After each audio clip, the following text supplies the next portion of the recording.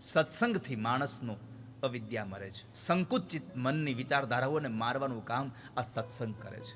હું તમને 2 દિવસ પહેલાનો દાખલો દઉં. એક નવરાત્રિમાં કથા ચોટીલા છે. કથામાં જે ગાવું એ ગાય, પણ હાજે અહીંયા આપણા ઉતારે આનંદ થાવો જોઈએ માતાજીની સામે. તો ચોટીલામાં કથા છે. તો 2 દિવસ પહેલા દર્શન અને આશીષ બાપુ આવ્યા મારી પાસે. મને કે દાદા ચોટીલા કથા છે અને રાત્રે રાજકોટમાં નવરાત્રિનું કામ અમને મળે છે, આપણે આરતીમાં જો તમને અનુકૂળ હોય તો અમને જવા દેશો? મેં કીધું તમે 2 છૂટા જાઓ, કથા સવારમાં પૂરી થાય, તમે 2 નવરાત્રિમાં વયા જાજો, મને કાંઈ વાંધો નથી.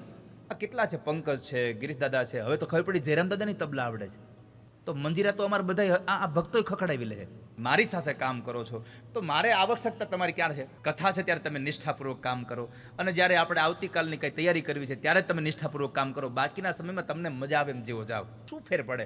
કથા થોડી બાંધી રહી છે તમને. સત્સંગ તમને મુક્તિ આપે છે. જયરામ દાદાએ કહ્યું કે આપણી કથા નથી ત્યારે મારી એક બીજી કથા આવે છે, પંકજ કંઈક મારી બીજી. જાવ ને, તમે ત્યાં ક્યાં ગાળો બોલવા જાઓ છો? 2 ગીત હારા ગાઈને આવશો ને, કોકના કાનમાં હારા શબ્દો ખાઈને આવશો.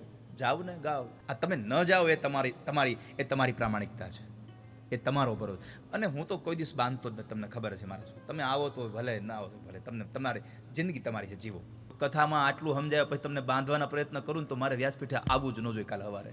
તમે બંધાઈને રહો એ તમારી નિષ્ઠા છે, હું બાંધીને રાખું એ નિયમ ન હોય. તો સત્સંગથી માણસની અવિદ્યાઓ મરે. સત્સંગથી માણસ સુખી થઈ રહ્યો છે, ખરાબ વિચારોને ટાળી રહ્યો છે.